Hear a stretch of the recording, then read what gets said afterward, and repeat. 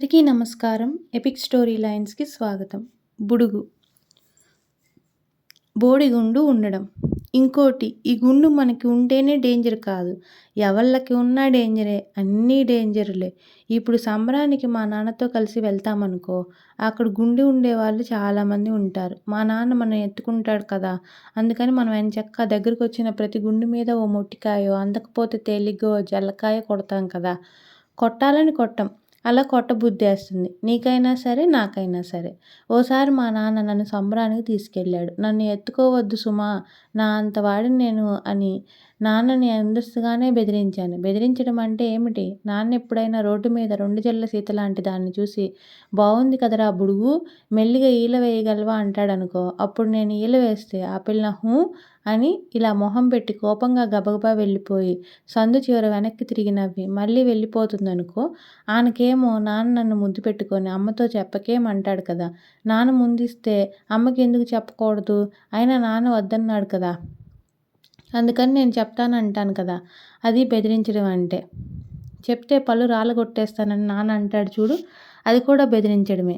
ఏం ఎత్తుకోవద్దని నేను ముందస్తుగానే బెదిరించినా, నాన్న జనం మట్టేస్తారు వెధవ అని నాన్న నా మాట వినకుండా ఎత్తుకున్నాడు.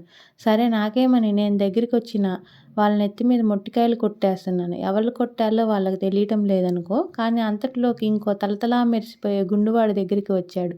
వాణ్ణి నేను పూర్వం ఎరుగుదును గానీ, ఎప్పుడూ తలపాగా పెట్టుకునే కనపడేవాడు. అందుకని ఆయన్ని అలాంటి గుండు ఉందని తెలీదు నాకు. మా నాన్నకి తెలీదు. నాన్నోయ్ చూశావా? వీడిది బోడిగుండే అన్నాను ఆశ్చర్యపడుతూ. నాన్న పకపక నవ్వేశాడు. నేను కూడా నవ్వేస్తున్నాను. అంతట్లోకి ఆయన నా ఇరుకులోకి వెనక్కి తిరిగాడు. వాడు చాలా ఎత్తు నాన్నకన్నాను. నాన్న నన్ను ఎత్తుకున్నంత ఎత్తు. ఏమిటా పొగరు? ఎందుకలా నవ్వుతారు అన్నాడు వాడు. నా ఇష్టం. నీ గుండు చూసి నవ్వొచ్చింది అన్నాను నేను. చెస్ నీతో ఎవడు మాట్లాడాడు అన్నాడు వాడు. నేను నీ అంత ఎత్తున్నాను నాతో మాట్లాడావు అన్నాను నేను. ఇంతట్లోకి మా నాన్న చెస్ ఊరుకోరా అన్నాడు. అప్పుడు ఎదురుగుండా ఉన్న గుండువాడికి ఇంకా కోపం వచ్చేసింది. నన్ను చూసి నవ్వి పైగా చప్ అంటావా అన్నాడు. నిన్ను కాదు మా అబ్బాయిని అన్నాడు నాన్న. నన్నే అన్నాడు వాడు కోపంగా. వాడు మా నాన్నకి ప్రైవేట్ చెప్పేస్తాడని నాకు అనుమానం వేసింది. అందుకని నిజం చెప్పేశాను. ఏయ్ అబ్బీ మా నాన్న నిన్ను చూసి నవ్వాడు. నన్ను చఫ్ అని చెప్పేశాడు. ఎందుకు నవ్వాలి అంటాను అన్నాడు. నేను నవ్వలేదు. నాకిదే పనా అన్నాడు నాన్న. నీకేం పనో నాకేం తెలుసు. నువ్వు నవ్వావు అంతే అన్నాడు వాడు. మా నాన్నకి రివ్యూను బోర్డ్రూలో పని అని చెప్పా నేను. నా మాట ఎవళ్ళు వినలేదు. నేను నవ్వలేదు అని అబద్ధం చెప్పాడు నాన్న. నువ్వు నవ్వావని నిజం చెప్తాడు వాడు. ఎలాగా? అంతటిలోకి నాకు మొట్టికాయ సంగతి జ్ఞాపకం వచ్చింది. ఆ సందట్లో చటుక్కున ఒక్కటి కొట్టాను. వాడు అటు తిరిగి ఉన్నప్పుడు. నా వెనకాలతలి ఇంకో అబ్బి ఇంకో పిల్లాడిని ఎత్తుకున్నాడు కదా! ఆ పిల్లాడు నన్ను చూసి కాపీ కొట్టాడు. అంటే ఓ మొట్టికాయ కొట్టాడు. అందరూ నవ్వేశారు. తర్వాత యుద్ధం జరిగింది. దీనికంతా ఫలితం ఆయనకి గుండు ఉండడమే గదా! అలా అని పెద్ద క్రాపింగ్ ఉన్నా కష్టమేననుకో. గుండు ఉంటే ప్రైవేట్ మాస్టర్ ఒక దెబ్బ కొట్టేసరికి పారిపోవచ్చు. అదే క్రాపింగ్ ఉంటేనా ముందస్తుగా జుట్టు గట్టిగా పట్టుకొని తర్వాత చాలాసేపు చితక్కొట్టేస్తారు. ఒక్కోసారి ఇలా పైకి ఎత్తి పట్టుకుంటారు. ఇందాక చెప్పానే సంబరంలో సంగతి. ఆ వేళ నాన్న ఇంటికి వెళ్ళాక కోప్పడ్డాడు కదా నా మీద. ఎందుకు వాడిని బోడిగుండు అనాలి అసలు అంటూ. వాడికి నిజంగా గుండు ఉంది కదా అన్నాను నేను. ఏడిశావు. బోడి నిజం నువ్వు నన్ను గసిరాడు నాన్న.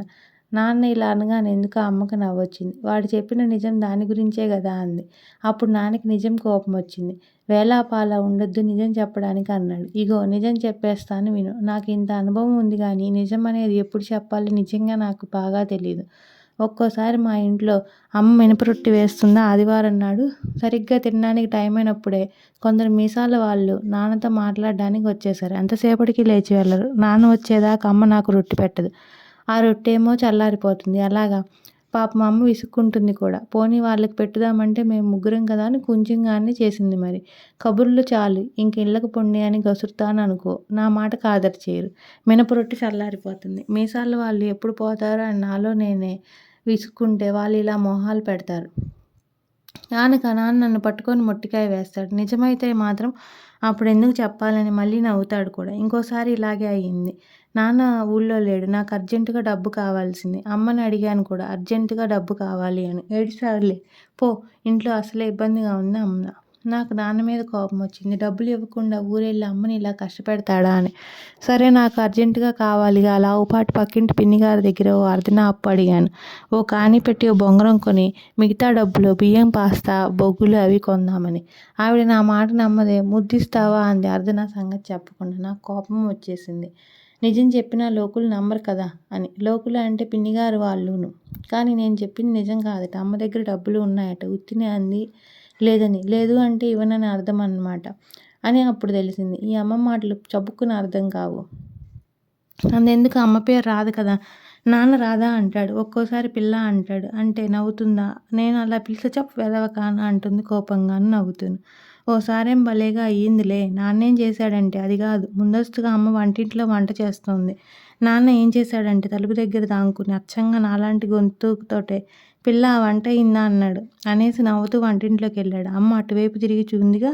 చూడలేదు నేనే అనుకుంది. ఆపలంగా వెధవ కాన ఏమిటి ఆ పొగరు అంటూ గిర్రునిటి తిరిగింది. తిరిగితే ఇంకేముంది ఆశ్చర్యం. ఇక్కడ నేను లేను, నాన్న ఉన్నాడు. అయితే నాన్న ఇందాక నవ్వుతున్నాడు. ఇప్పుడు ఆశ్చర్యపడిపోయేస్తున్నాడు. అప్పుడు అమ్మకు కోపం వచ్చింది. బాగుంది. మంచి చెడ్డ లేకుండా ఏమిటా సరసాలు అంది. సరసాలంటే నాకు తెలియదు. నాన్న నవ్వేసి అమ్మ పక్కనే కూర్చొని నువ్వు పిల్లవి కావా అన్నాడు. అయినా అమ్మ నవ్వలేదు. నోట ఎలాంటి మాటలు వచ్చాయమ్మా అంది మెల్లగా. అంతట్లోకి అమ్మ కళ్ళలో నుంచి మెల్లిగా నీళ్లు వచ్చాయి. అమ్మ ఏడుస్తుంది. మా అమ్మని నువ్వెందుకు కోప్పడ్డావని నాన్నని కోప్పడ్డాను నేను. అబ్బే అమ్మాయి ఏడవటం లేదు. ఉల్లిపాయలు తరుగుతోంది కదూ అందుకు అన్నాడు నాన్న అమ్మకి కళ్ళు తుడుస్తూ. కానీ అక్కడ అసలు ఉల్లిపాయలు లేవు. అక్కడ ఉల్లిపాయలు లేవు అన్నాను నేను. నాన్నకు కోపం వచ్చింది. నేను నిజం చెప్పినా సరే అన్నాడు కోపంగా. అందుకే నిజం ఎప్పుడు చెప్పాలో నాకు నిజంగా తెలియదన్నాను. నన్ను అడిగితే నిజం ఎప్పుడూ చెప్పకూడదు. ఎప్పుడు అంటే అసలు ఎప్పుడు నిజం చెప్పకూడదని కాదు. అస్తమానం ఎప్పుడు అని దాని అర్థం అన్నమాట. ఇప్పుడు నేనున్నానా? బాబాయ్ ఉన్నాడా? బాబాయి నేను ఎప్పుడైనా అలా షైరు వెళ్తామా? అక్కడ ఇంకొందరు అష్టల కుర్రాళ్ళు ఉంటారా? అప్పుడు 2 జడల అమ్మాయో, 1 జడ అమ్మాయో రోడ్డు మీద నుంచి నడిచి వెళ్ళిపోతుంది కదా! అప్పుడు ఈ బాబాయి, వాడి ఫ్రెండ్లు ఈల వెయ్యాలి కదా! వాళ్ళకి పాపం రాదు కదా! అప్పుడు నన్ను ఈల వేసి పెట్టమంటారు. నేను కయ్యిమని ఈల వేస్తా. నాకు బాగా వచ్చు. రౌడీల దగ్గర నేర్చుకున్నానులే. రౌడీలు బాగా చుట్టలు కాలుస్తారు. నేను కాల్చననుకో. అయినా నా దగ్గర కొంచెం ఉన్నాయి. జంటకా బండి తోడినప్పుడు చెవిలో పెట్టుకోవాలిగా అందుకు. బీడీలు ఇంకెందుకో కూడా మంచివి.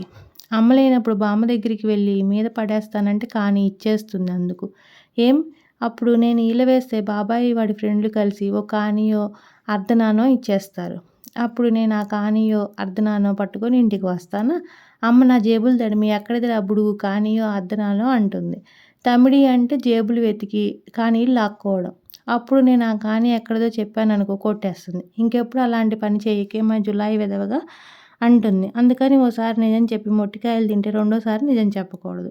అయినా ఈ పెద్దాళ్ళకి అన్నీ గొడవలు కావాలి. నేను మగాడిని కదా! వీధిలోకి వెళ్ళి కానీ సంపాదించి వస్తే ఎక్కడిది అని ఎందుకు అడగడం? ఎందుకు మన చేత అనవసరంగా నిజం చెప్పడం? మళ్ళీ కొట్టడం? అందుకే నాకు కోపం వస్తుంది. అన్ని గొడవలు వీళ్ళకెందుకని. ఆఖరికి బాబాయ్ సీతకి లవ్ లెటర్ రాసినా వీళ్ళకే కావాలి. లవ్ లెటర్ అంటే నాకు తెలీదు. ఇవి బాబాయ్ దగ్గర ఉంటాయి. బోల్డు ఉంటాయి. రాసి మళ్ళీ చింపేస్తాడు. మళ్ళీ రాస్తాడు.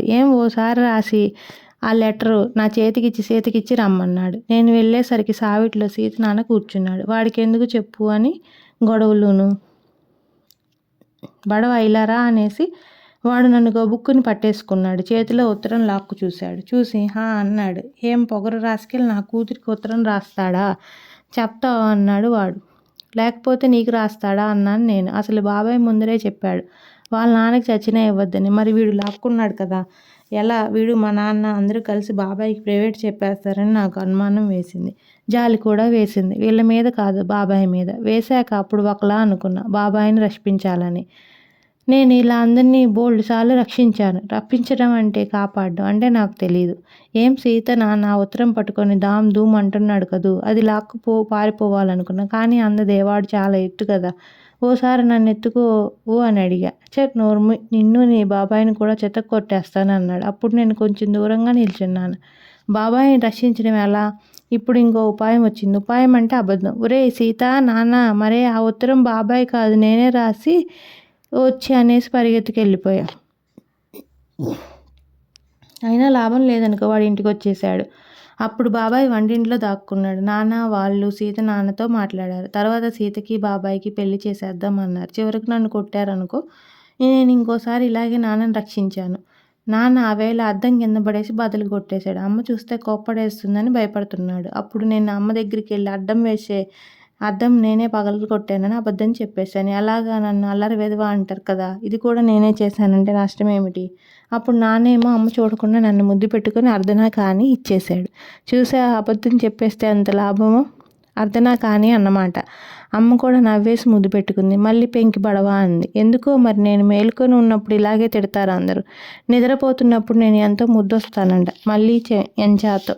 ఎంచాతంటే ఏం చెప్తాం? అంటే ఏం చెప్పలేమన్నమాట. వీళ్ళన్నీ ఇలాగే మాట్లాడతారు. ఇప్పుడేమో మనం నిద్రపోతున్నప్పుడు ముద్దొస్తామంటారా? ఇలాగే నేను మెడ్రాస్ క్రాపింగ్ దువ్వుకుంటే పండులా ఉండానట. కుంటకపోతే ఉండునట. ఇలాగే జులాయి బడవలా ఉంటానట. ఇలా అమ్మ అన్నీ చెప్తుంది. నాన్న కూడా చెప్తాడు.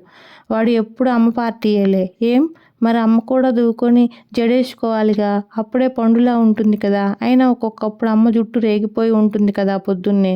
అప్పుడు నాన్న కాఫీ తాగడానికి వస్తాడుగా వంటింట్లోకి. అప్పుడు అమ్మ ఈ చేత్తో ఇలా కాఫీ ఇస్తుంది. ఇంకో చేత్తో ఇలా మొహం మీద జుట్టుని పైకి తోసుకుంటుంది చూడు.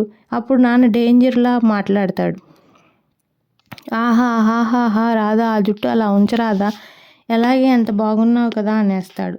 ఎందుకనాలి అట? అందుకే నాకు కోపం. నేను జుట్టు దువ్వుకోపోతే బాగోలేడు అంటాడు కదా. అమ్మకి ఎందుకు అనడు? నాకు ఒక రూలు పెట్టేసి అమ్మకి ఇంకో రూల్ మార్చేస్తాడు. ఇలా రూల్స్ మార్చేస్తే నేను ఆశ్చర్యపడిపోయేస్తాను. రూల్స్ మార్చడం అంటే అన్యాయం చేయడం అంట అని బాబాయ్ చెప్పాడు. అన్యాయం అంటే నాకు తెలియదు. వీడు లేడు ఈ బాబాయి. వీడికి నాన్న పోలిక ఉంది. ఈ బాబాయికి నేను ఏడ్చినప్పుడు చుట్టానికి బాగుంటుందట. అందుకని ఒక్కోసారి ఎవరూ లేకుండా నన్ను మొట్టికాయ కొట్టేస్తాడు. నేను ఏడిస్తే చూడాలని. నేను ఏడవననుకో, పెద్దవాళ్ళు ఏడవరుగా. అంతెందుకు లావుపాటి పక్కింటి పిన్ని గారి మొగుడు గారు లేడు, వాడు ఏడొస్తే ముద్దొస్తాడేమో చూడటానికని ఓసారి మొట్టికాయ కొట్టా. నా చెయ్యి సెప్పెట్టింది కానీ వాడు ఏడవలేదు. అందుకని ఇంకోసారి రాయిబండ విసిరి కొట్టా. అప్పుడు వాడు కాదు, నేను ఏడ్చాను. వాడు ముందస్తుగా అబ్బా అనేసి గబుక్కుని నన్ను పట్టేసుకొని నా క్రాపింగ్ మీద ప్రైవేట్ చెప్పేశాడు. అందుకు వాడికి ఏడుపొచ్చేసి ఉంటుందిలే. అయినా పెద్దవాడుగా అందుకని పైకి ఆడవకూడదు. అందుకనే బాబాయ్ కొట్టినా నేను ఎప్పుడైనా కానీ ఆడవను. ఏం నాన్న కూడా అంతే. నాన్నకి నేను ఏడిస్తే చూడటానికి ఎలా ఉంటుందో తెలియదు కానీ అమ్మకు కోపం వచ్చినా ఏడుపు వచ్చినా నాన్నకి నవ్వు వస్తుంది. అప్పుడు అమ్మ బాగుంటుందట. ఎవరైనా వింటే నవ్వరు. అవి నేను అంటే నాన్న ఏడ్చావులే నాగన్నా అంటాడు టెంకి జల్ల పుచ్చుకొని. ఇలాగే నేను ఏమైనా అడిగితే నాన్నకి ఏం చెప్పాలో జ్ఞాపకం రాకపోతే ఏడిసావు అంటాడు. ఎందుకంటే ఓసారి ప్రైవేట్ చెప్పాడు.